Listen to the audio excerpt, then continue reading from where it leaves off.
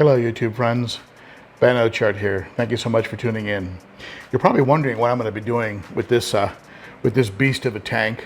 It's 210 gallons and it's all low iron glass from it's from Glass Cages, a company here in Nashville, Tennessee. And what I'm going to be doing is actually moving all the cichlids that you see in the tanks behind me here. This tank here, give you a little close up on it, and this tank over here are full of African cichlids, and those tanks are going to be emptied out, and those fish are going to be acclimated and moved over to this tank here.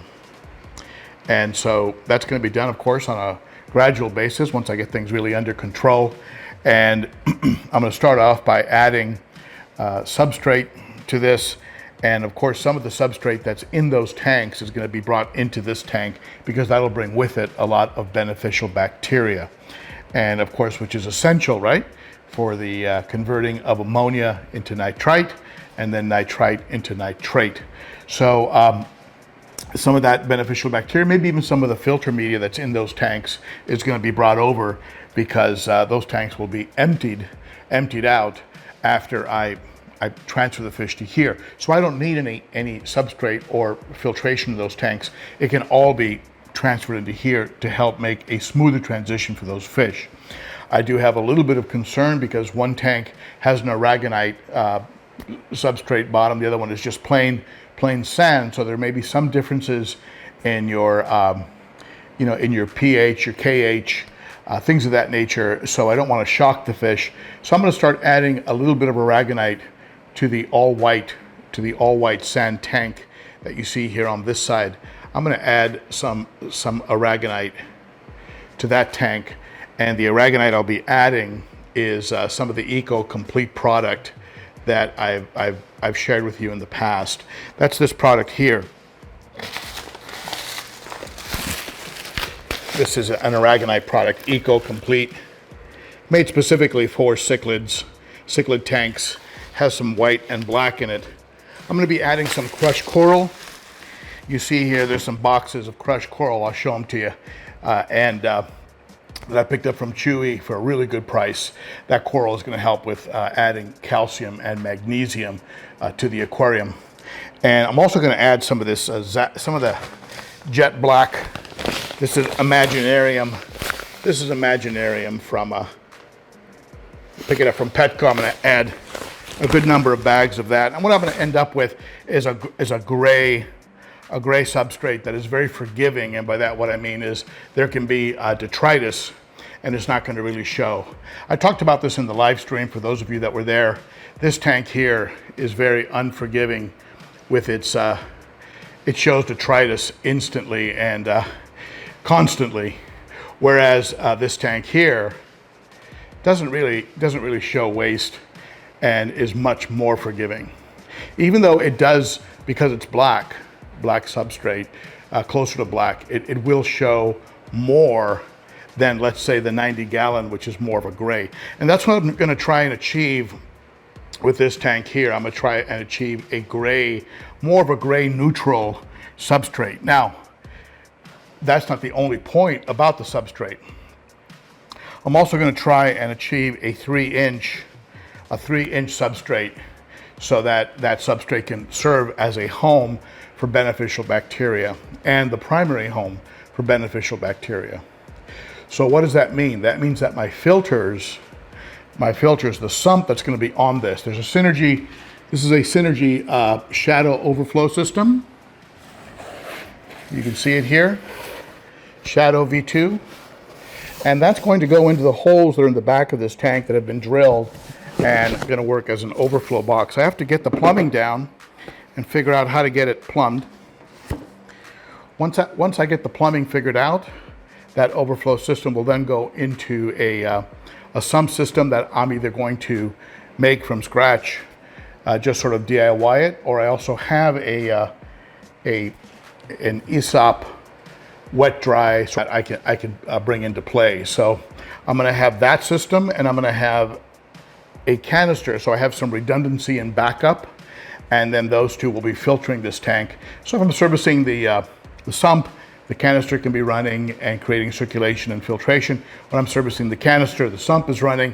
So I always have something going on that is helping with the water movement. I don't have dead periods where you know, everything is off and there's no filtration going on. There will always be water turnover. So we'll have a sump, we'll have a canister, we'll have 3 inches of substrate consisting of an eco-complete product, some crushed coral, which is usually coral plus shells, and then I'll also have some of the PetSmart Imaginarium black, just to darken it out a little bit. I'm going to put a Velamax background. For those of you not familiar with Velamax, I'll share a link where you can see how I use the Velamax. It's a very good product, a very simple product to use.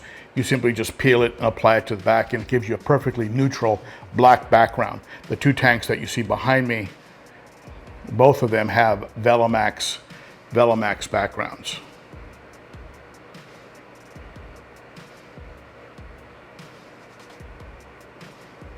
So I'll be putting a Velamax background on this tank, and first thing I have to do, of course, is do a real good cleanup.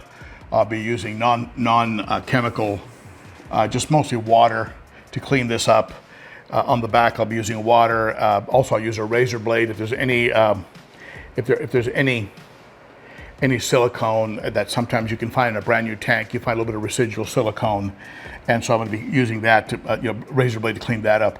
And then I'm going to go and buy myself a pipe cutter, so I can get the right measurements. I'll have to buy some unions, what are called unions, which are a way of being able to attach and detach pipes very easily, so the plumbing becomes very easy to work with. And of course, I got to do measurements, and before you do that, you put all the pipes together and you make sure that they're in the right place before you glue them, of course, and make sure everything's in the right position. I'm also going to have to, the back of this stand is a solid wood back, so I'll have to drill that, make some openings in it. My son-in-law has a reciprocating saw. I could probably borrow that and just cut open some openings to bring the plumbing in, and the front has doors that completely come off, which give me some access. So I'll probably go ahead and borrow one of his tools to work on this. Ideally, I'd like to have this 210-gallon tank against this wall here, so it becomes the main backdrop for live streams and things of that nature. But realistically, I have so much work to do behind the tank with the plumbing and the setting up of the sump that I decided to put the tank off to the side and have several feet of room for me to be able to get in there and work to set things up first. Once I've got that all dialed in and everything, then I can decide whether I want to leave it here and maybe film live streams this way, or maybe go ahead and move it against that wall and move those 55s out. After the 55s have been emptied out of fish, I'm not really positive at this point what I'm going to do. I'm thinking about a Lethrinops colony, maybe grow out some discus, but who knows? Maybe I'll use these as grow out tanks and pick up a small green tear, maybe pick up some fish that I want to have, but pick them up smaller, grow them out, and then move them into the tanks. So a lot to think about. This aquarium came with glass tops that are custom cut and fit perfectly on the top. So I'll be able to lay the light fixtures nice and flat. And I have some very thin profile lighting provided to me by a company called JCP that wanted to be part of this build out. I love this light. It's a very thin profile light. You can see it here. And there's 2 of these. So you can see here, I'll have 2 of these. And so that should be plenty to light up the tank if I need to, because the tank is so tall. Maybe I'll put another extra light in the back. We'll see how that works. You can see these lights, the JCP light, the JCP lights are they're hardwired. They don't have the jack that plugs in. Unfortunately, my Beamsworks lights on the tanks behind me they have jacks, and those jacks sometimes can corrode. If you have those kind of plugins, I suggest you use a little bit of electrical grease. There is electrical grease you can put on the jack, and that way it doesn't corrode. These are full spectrum lights, 6,000 lumens, I think, down to about maybe 12 to 15 inches, and then it reduces down to about 3,000 lumens in total lighting capacity, full spectrum. And they come with a programmable, a very simple programmable control. You just hit it 6 times for on, 6 times for off, and you're all set. It's like you have a timer already built in, and that's going to be a big plus point, because I don't like worrying about my lights. I want them just to come on and come off, you know, and go off when they're supposed to. So the lighting and the top is pretty much handled. I have to do the background, I have to put in the substrate, and then of course, most importantly, I've got to put the plumbing in and fine tune the sump, because I do want to run this with the sump. So I'll have probably 250 gallons of water between the sump, the canisters and everything else, about 250 gallons of water circulating around. So that's just some of the dialing in that I'm talking about. Okay, and then I've got to put in some one-way valves and things of that nature that would prevent any kind of flooding from occurring. Even though I'll tell you, I worry a lot less about flooding in the concrete floor basement than I used to worry in the hardwood floors that I used to have before. This is a lot less stressful than being in a place with hardwood floors. So that's the update on this. I have a lot of work ahead of me. I'm going to stain this stand, probably the same green-gray, you know, the green with a gray in it that I did with the 90 gallons. So I'm going to be staining the stand. I'll probably just mask off the tank and then stain the stand. And so it's going to be a project. It's going to be a project. And I suspect probably within 6 weeks, I'll be ready, maybe 2 months. 6 weeks to 2 months, so I don't stress out. I can have the big reveal, and I can show you this tank with fish in it and have it decorated and things of that nature. For decor, I'm going to be using some of the stones that were sent to me by JCP. Stones like this, very pretty stone. I was sent a box of these.